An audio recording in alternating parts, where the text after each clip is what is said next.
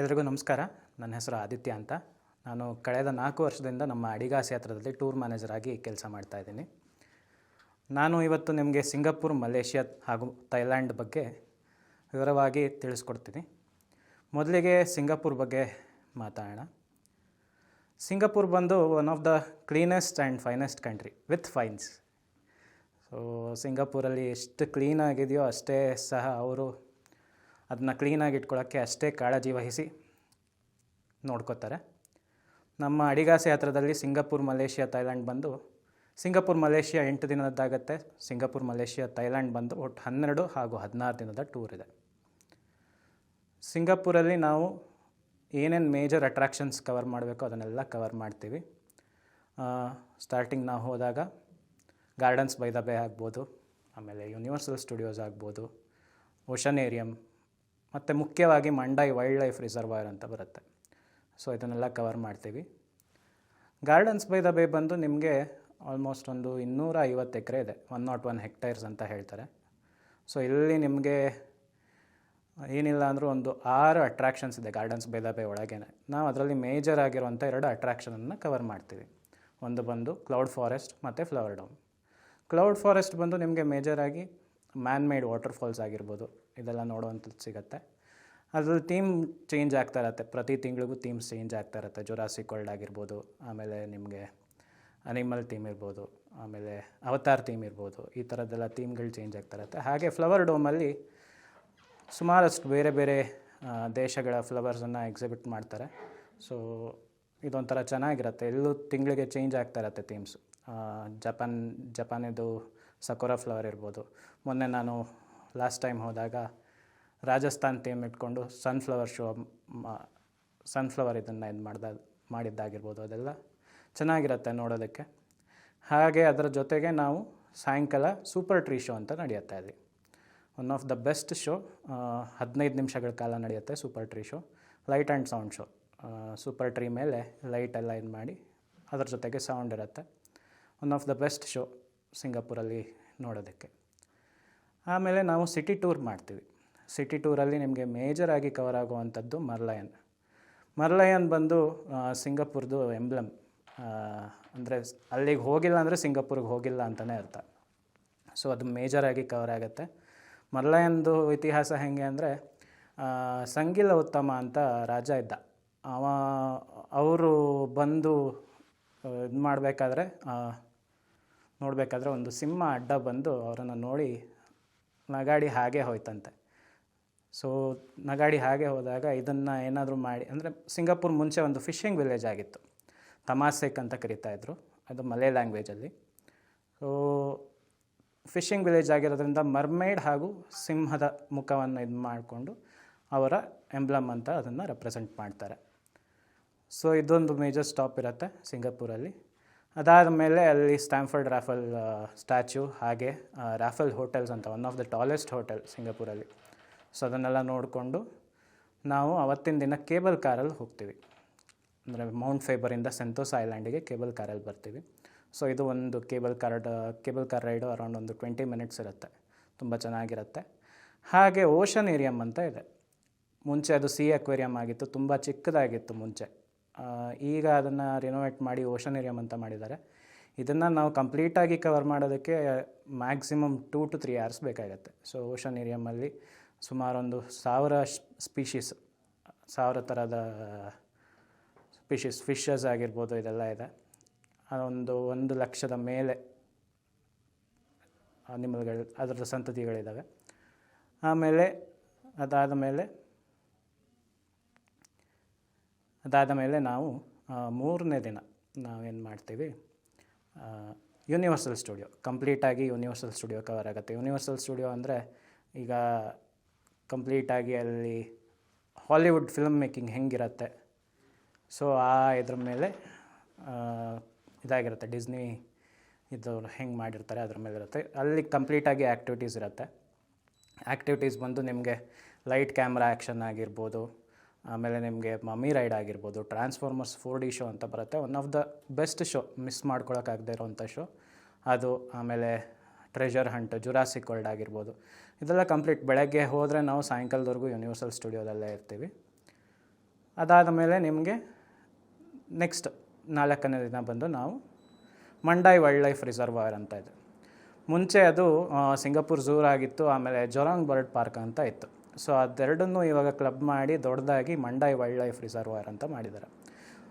ಬೇರೆ ಯಾವುದೇ ಆಪರೇಟರ್ಗಳು ಇದನ್ನು ಸೇರಿಸೋದಿಲ್ಲ. ನಮ್ಮ ಅಡಿಗಾಸಿ ಹತ್ರದಲ್ಲಿ ಸ್ಪೆಷಲ್ಲಾಗಿ ನಾವು ಮಂಡಾಯ್ ವೈಲ್ಡ್ ಲೈಫ್ ರಿಸರ್ವಾಯರ್ ಬೆಳಗ್ಗೆಯಿಂದ ರಾತ್ರಿವರೆಗೂ ನಾವು ಆ ಒಂದು ಜಾಗದಲ್ಲೇ ಇರ್ತೀವಿ. ಅಂದರೆ ಇದು 5-in-1 ನಮ್ಮ ಪ್ಯಾಕೇಜಲ್ಲಿ ಬರುವಂಥದ್ದು. 5-in-1 ಅಂದರೆ ಬರ್ಡ್ ಪ್ಯಾರಡೈಸ್ ಆಗಿರ್ಬೋದು, ಆಮೇಲೆ ರೈನ್ ಫಾರೆಸ್ಟ್ ಆಗಿರ್ಬೋದು, ಆಮೇಲೆ ರಿವರ್ ವಂಡರ್ಸ್ ಅಂತ ಬರುತ್ತೆ, ಆಮೇಲೆ ಸಿಂಗಾಪುರ್ ಝೂ ಜೊತೆಗೆ ನೈಟ್ ಸಫಾರಿ ಇರುತ್ತೆ. ಸೊ ಇದೆಲ್ಲ ಸೇರಿ ನಿಮಗೆ 5-in-1 ಆಗುತ್ತೆ. ಈ ಮಂಡಾಯ್ ವೈಲ್ಡ್ ಲೈಫ್ ರಿಸರ್ವಾಯರಲ್ಲಿ ನಾವು ಫಸ್ಟ್ ಹೋಗುವಂಥದ್ದು ಬರ್ಡ್ ಪ್ಯಾರಡೈಸ್ ಅಂತ. ಬರ್ಡ್ ಪ್ಯಾರಡೈಸರಲ್ಲಿ ನಿಮಗೆ ಪ್ರಿಡೇಟರ್ಸ್ ಆಫ್ ವಿಂಗ್ಸ್ ಅಂತ ಒಂದು ಶೋ ನಡೆಯುತ್ತೆ ಸ್ಕೈ ಆಂಫಿ ಥಿಯೇಟರಲ್ಲಿ. ಇದರಲ್ಲಿ ತರಹವಾರಿ ಹದ್ದುಗಳದ್ದು, ಆಮೇಲೆ ಓವಲ್ಸ್ದು, ಇಂಥದ್ರದ್ದೆಲ್ಲ ಶೋಗಳು ನಡೆಯುತ್ತೆ. ಅದಾದಮೇಲೆ ಅದ್ರ ಪಕ್ಕದಲ್ಲೇ ನಾವು ಫ್ಲೆಮಿಂಗೋಸ್ ನೋಡೋದಾಗಿರ್ಬೋದು, ಈ ಥರ ಸುಮಾರು ಥರದ ಬರ್ಡ್ಸ್ಗಳನ್ನು ನೋಡಿಕೊಂಡು, ಜೊತೆಗೆ ನಾವು ಅಲ್ಲಿ ಪೆಂಗ್ವಿನ್ ಕವ್ ಅಂತ ಇರುತ್ತೆ. ಪೆಂಗ್ವಿನ್ ಕವಲ್ಲಿ ಪೆಂಗ್ವಿನ್ ಸಾಧಾರಣ ನೋಡೋಕ್ಕೆ ಸಿಗೋದು ನಿಮಗೆ ಸ್ನೋ ಇರೋವಂಥ ವಾತಾವರಣದಲ್ಲಿ. ಸೊ ಪೆಂಗ್ವಿನ್ ಕವ್ ನೋಡ್ತೀವಿ. ಆಮೇಲೆ ನಾವು ಅಲ್ಲಿಂದ ರೈನ್ ಫಾರೆಸ್ಟ್ ಅಂತ ಬರ್ತೀವಿ. ರೈನ್ ಫಾರೆಸ್ಟ್ ಬಂದು ಕಂಪ್ಲೀಟ್ಲಿ ಲೈಮ್ ಸ್ಟೋನ್ ಇದರಲ್ಲಿ, ಅಂದರೆ ಮ್ಯಾನ್ ಮೇಡ್ ಲೈಮ್ ಸ್ಟೋನ್ ಇದರಲ್ಲಿ ಫಾರ್ಮ್ ಆಗಿರೋವಂಥದ್ದು. ಅಲ್ಲಿ ನೀವು ಸುಮಾರು ತರಹದ ಪ್ರಾಣಿಗಳನ್ನ ವೀಕ್ಷಣೆ ಮಾಡ್ಬೋದು. ಹಾಗೆ ಅಲಿಗೇಟರ್ಸ್ ಆಗಿರ್ಬೋದು, ಇಂಥದ್ದನ್ನೆಲ್ಲ ನೋಡಿಕೊಂಡು ನಾವು ಮಧ್ಯಾಹ್ನದ ಊಟ ಅಲ್ಲೇ ಇರುತ್ತೆ. ಸೊ ಅದನ್ನು ಮುಗಿಸ್ಕೊಂಡು ನಾವು ನೆಕ್ಸ್ಟ್ ಬರುವಂಥದ್ದು ನಾವು ರಿವರ್ ವಂಡರ್ಸ್ ಅಂತ. ರಿವರ್ ವಂಡರ್ಸಲ್ಲಿ ನಿಮಗೆ ಈ ಚೈನಾದವ್ರ ಕಡೆದು ಪಾಂಡಗಳಿರ್ತವೆ. ಈ ಪಾಂಡಾಸ್ ಜೈ ಕೈ ಅಂತ ಪಾಂಡಗಳಿದ್ದಾವೆ, ತುಂಬ ಮುದ್ದಾಗಿದ್ದಾವೆ. ಸೊ ಅದನ್ನು ನೋಡ್ತೀವಿ. ಅದರ ಜೊತೆಗೆ ನಾವು ರಿವರ್ ಸಫಾರಿ ಕೂಡ ಮಾಡ್ತೀವಿ. ಆಮೇಲೆ ಆದಮೇಲೆ ನಾವು ಸಿಂಗಾಪುರ್ ಝೂ ಬಂದು ನಿಮಗೆ ಕಂಪ್ಲೀಟಾಗಿ ಟ್ರಾಮ್ ರೈಡ್ ಇರುತ್ತೆ. ಸೊ ಕಂಪ್ಲೀಟಾಗಿ ಝೂ ನೋಡಿಕೊಂಡು ಸಾಯಂಕಾಲದ ಹೊತ್ತಿಗೆ ಅರೌಂಡ್ ಒಂದು 6-6:30 ಅರೌಂಡು ನಿಮಗೆ ನೈಟ್ ಸಫಾರಿ ಇರುತ್ತೆ. ಸೊ ನೈಟ್ ಸಫಾರಿ ಅವತ್ತಿನ ದಿನ ಮುಗಿಸ್ಕೊಂಡು ನಾವು ವಾಪಸ್ ಬರ್ತೀವಿ. ಇದಿಷ್ಟು ಸಿಂಗಾಪುರ್ ಪಾರ್ಟದಾಗಿರುತ್ತೆ. ಸೊ ಈಗ ಸಿಂಗಾಪುರಿಗೆ ನಾವು ಬೆಂಗಳೂರಿಂದ ಹೋಗುವಂಥದ್ರೆ ನಾವು ಹೆಚ್ಚಾಗಿ ಇದು ಮಾಡುವಂಥದ್ದು ಡೈರೆಕ್ಟ್ ಫ್ಲೈಟ್ ಇರುತ್ತೆ. ಅರೌಂಡ್ ಒಂದು 4 hours ಜರ್ನಿ ಇರುತ್ತೆ. ಬೆಂಗಳೂರಿಂದ ನಾವು ಟೂರ್ ಮ್ಯಾನೇಜರ್ ಯಾರು ಬರ್ತಾರೆ ಕಂಪ್ಲೀಟಾಗಿ ಸಿಂಗಾಪುರ್, ಮಲೇಷ್ಯಾ, ಥೈಲ್ಯಾಂಡ್ ಮುಗಿಸ್ಕೊಂಡು ಬರೋವರೆಗೂ ಟೂರ್ ಮ್ಯಾನೇಜರ್ ಜೊತೆಗಿರ್ತಾರೆ. ಸೊ ಅಂಥದ್ದೇನು ತೊಂದರೆ ಆಗಲ್ಲ ಯಾರಿಗೂ. ಆಮೇಲೆ ನೀವು ಕೇಳಿದ ಹಾಗೆ ಸಿಂಗಾಪುರ್ ತುಂಬ ಕ್ಲೀನ್ ಸಿಟಿ ಆಗಿರೋದ್ರಿಂದ ಎಲ್ಲೂ ಏನು ಇವಾಗ ಯಾರೇ ಏನೇ ಕಂಪ್ಲೀಟ್ಲಿ CCTV ಸರ್ವೆಲೆನ್ಸಲ್ಲಿರುತ್ತೆ. ನೀವು ಏನೇ ಅಲ್ಲಿ ಇವಾಗ ನಾವು ತಿಂದಿರೋವಂಥ ಕಸ ಆಗಿರ್ಬೋದು, ಅಥವಾ ಸಿಗರೇಟ್ಸ್ ಇರುವಂಥದ್ದಾಗಿರ್ಬೋದು, ಅಥವಾ ಪಾನ್ ಪರಾಗ್ ಇಂಥದ್ದೆಲ್ಲ ಹಾಕಿ ಉಗಿಯುವಂಥದ್ದಾಗಿರ್ಬೋದು, ಅದು ಏನೇ ಮಾಡಿದ್ರು ಇಮ್ಮಿಡಿಯೇಟ್ ಅಲ್ಲೇ ಬಂದು ಫೈನ್ ಹಾಕ್ತಾರೆ. ಸೊ ಫೈನ್ ಅಂದರೆ ಹೆಚ್ಚು ಕಡಿಮೆ ಅವ್ರದ್ದು ಹೆಂಗಿರುತ್ತೆ ಅಂದರೆ $800 Singapore dollar, $1000 Singapore dollar, $400 Singapore dollar, depends on ಇದು ಅವ್ರು ಯಾವ ಥರ ಇದು ಮಾಡ್ತಾರೆ ಅಂತ. ಸೊ ಅದಕ್ಕೆ ನಾವು ಮುಂಚೆನೇ ಎಲ್ಲರನ್ನೂ ಕರ್ಕೊಂಡು ಹೋಗಬೇಕಾದ್ರೆ ಗೈಡ್ ಮಾಡಿನೇ ಕರ್ಕೊಂಡು ಹೋಗುವಂಥದ್ದು. ಎಲ್ಲಿ ಹೆಂಗಿರಬೇಕು ಅನ್ನೋದನ್ನು ನಾವು ಕಲ್ತ್ಕೋಬೇಕಾಗತ್ತೆ. ಸೊ ಅಲ್ಲಿ ಬಂದು ನಮ್ಮ ಗೈಡ್ ಇಂಗ್ಲೀಷ್ ಮಾತಾಡೋರು ಇರ್ತಾರೆ. ಇಲ್ಲಿಂದ ಟೂರ್ ಮ್ಯಾನೇಜರ್ ಆಗಿ ಹೋದವರು ಅವರು ಗೈಡಾಗಿಯೇ ಇರ್ತಾರೆ. ಸೊ ಅವರು ಕನ್ನಡದಲ್ಲಿ ಎಕ್ಸ್ಪ್ಲೈನ್ ಮಾಡ್ತಾರೆ. ಯಾರಿಗೆ ಅರ್ಥ ಆಗಲ್ಲೋ ಅವರಿಗೆ ಕನ್ನಡದಲ್ಲಿ ಎಕ್ಸ್ಪ್ಲೈನ್ ಮಾಡ್ತಾರೆ. ಸರ್, ಈಗ ಫುಡ್ ಎಲ್ಲ ಹೇಗಿರುತ್ತೆ? ಯಾವ ರೀತಿ ವೆರೈಟಿ ಇರುತ್ತಾ? ಅಡಿಗಾಸಿಂದ ಸ್ಪೆಷಲ್ ಆಗಿ ಏನು ವ್ಯವಸ್ಥೆ ಮಾಡ್ತೀರಿ? ಈಗ ಫುಡ್ಡಿನ ವ್ಯವಸ್ಥೆಗೆ ಬಂದಾಗ ನಮ್ಮಲ್ಲಿ ಬ್ರೇಕ್ಫಾಸ್ಟ್ ಅಂತ ಬಂದಾಗ ಕಾಂಟಿನೆಂಟಲ್ ಬ್ರೇಕ್ಫಾಸ್ಟ್ ಇರುತ್ತೆ. ಆದರೂ ನಮ್ಮ ಕೆಲವೊಂದು ಹೋಟೆಲ್ಗಳಲ್ಲಿ ನಾವು ಹೇಳಿ ಮಾಡಿಸ್ತೀವಿ. ಇಡ್ಲಿ ಆಗ್ಬೋದು, ಉಪ್ಪಿಟ್ಟಾಗ್ಬೋದು, ಅವಲಕ್ಕಿ ಆಗ್ಬೋದು, ಇಂಥದ್ದು ಸಿಗುತ್ತೆ. ಜೊತೆಗೆ ಡಿನ್ನರ್ ಮತ್ತು ಲಂಚ್ ಬಂದು ಇಂಡಿಯನ್ ರೆಸ್ಟೋರೆಂಟ್ಸಲ್ಲಿ ನಾವು ಒಳ್ಳೆ ರೆಸ್ಟೋರೆಂಟ್ಸಲ್ಲಿ ಅರೇಂಜ್ ಮಾಡ್ತೀವಿ. ಸೊ ಇಲ್ಲಿ ರಸಮ್ ಆಗಿರ್ಬೋದು, ಕರ್ಡ್ ಆಗಿರ್ಬೋದು, ಇಂಥದ್ದೆಲ್ಲ ವ್ಯವಸ್ಥೆ ಇರುತ್ತೆ. ರೈಸ್ ಜೊತೆಗೆ ರಸಮ್, ಕರ್ಡ್, ಆಮೇಲೆ ರೋಟಿ ಇರುತ್ತೆ. ತರಹೇವಾರಿ ವಿಧ ವಿಧವಾದ ಪದಾರ್ಥಗಳಿರ್ತವೆ. ಆಮೇಲೆ ಒಂದು ಸ್ವೀಟ್ ಕೂಡ ಇರುತ್ತೆ. ಸೊ ಫುಡ್ಡಿನ ವಿಚಾರದಲ್ಲಾಗಲಿ, ಹಾಗೆ ಉಳ್ಕೊಳ್ಳೋ ವ್ಯವಸ್ಥೆ ಬಂದು 4 ಸ್ಟಾರ್ ಕ್ಯಾಟಗರಿ ಹೋಟೆಲ್ ಆಗಿರುತ್ತೆ. ಸೊ ಯಾವುದೇ ರೀತಿಯಾದ ತೊಂದರೆ ಆಗಲ್ಲ. ನಮ್ಮ ಇದರಲ್ಲಿ ಯಾರು ಬರ್ತಾರೋ ಯಾವುದೇ ರೀತಿಯಾದ ತೊಂದರೆ ಆಗದೇ ಇರೋ ಹಾಗೆ ಟೂರ್ ಮ್ಯಾನೇಜರು ಇರ್ತಾರೆ. ಮತ್ತು ಫೆಸಿಲಿಟೀಸ್ ಕೂಡ ಹಾಗೆ ಇರುತ್ತೆ. ಹೆಚ್ಚಾಗಿ ನಮ್ಮಲ್ಲಿ ಬರುವಂಥದ್ದೇ ಸೀನಿಯರ್ ಸಿಟಿಸನ್ಸ್, 50ರ ನಂತರದವರೇ ಬರೋದು. ಸೊ ಅವರಿಗೆ ಯಾವುದೇ ರೀತಿಯಾದ ತೊಂದರೆ ಆಗದೇ ಇರೋ ಹಾಗೆ ಎಲ್ಲ ತರಹದ ಫೆಸಿಲಿಟೀಸು ನಾವು ಅಡಿಗಾಸಿಂದ ಪ್ರೊವೈಡ್ ಮಾಡ್ತೀವಿ. ಈಗ ನಮ್ಮ ಸಿಂಗಾಪುರ್, ಮಲೇಷ್ಯಾ, ಥೈಲ್ಯಾಂಡ್ ಹೆಂಗೆ ಅಂದರೆ ವರ್ಷದಲ್ಲಿ ಯಾವ ತಿಂಗಳು ಬೇಕಾದರೂ ಹೋಗ್ಬೋದು.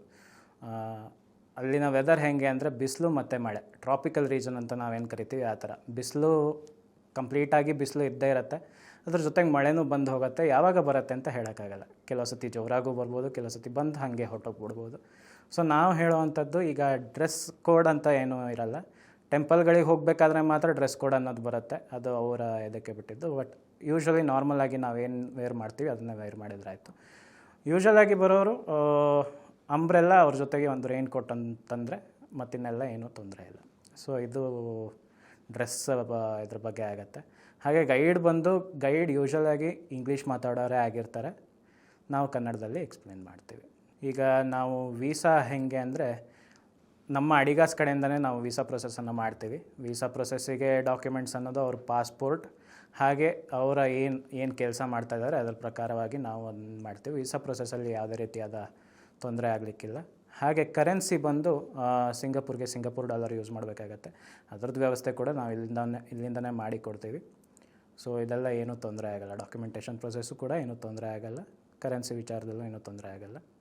ಆಮೇಲೆ ಮ್ಯಾನೇಜರ್ ಬರೋರು ಕೂಡ ಅಷ್ಟೇ, ಅವರು ಸುಮಾರು ಸತಿ ಹೋಗಿ ಬಂದಿರೋದ್ರಿಂದ ಅವರಿಗೆ ಎಲ್ಲೆಲ್ಲಿ ಏನೇನಾಗುತ್ತೆ, ಯಾವ ಟೈಮಲ್ಲಿ ಹೆಂಗಿರುತ್ತೆ ಅನ್ನೋದನ್ನು ನೋಡಿಕೊಂಡು ಮಾಡ್ತಾರೆ. ಸೊ ಹಾಗೆ ಈಗ ಯಾರೇ ಆಗಲಿ ನಾವು ಕಾನ್ಸಂಟ್ರೇಟ್ ಮಾಡುವಂಥದ್ದು ನಮ್ಮ ಕರ್ನಾಟಕದವರೇ ಆಗಿರೋದ್ರಿಂದ ನಿಮಗೆ ಸಿಂಗಪೂರಿಗೆ ಹೋಗೋದಾದರೆ ಅಡಿಗಾಸ್ ಥ್ರೂ ಬನ್ನಿ ಎಲ್ಲರೂ.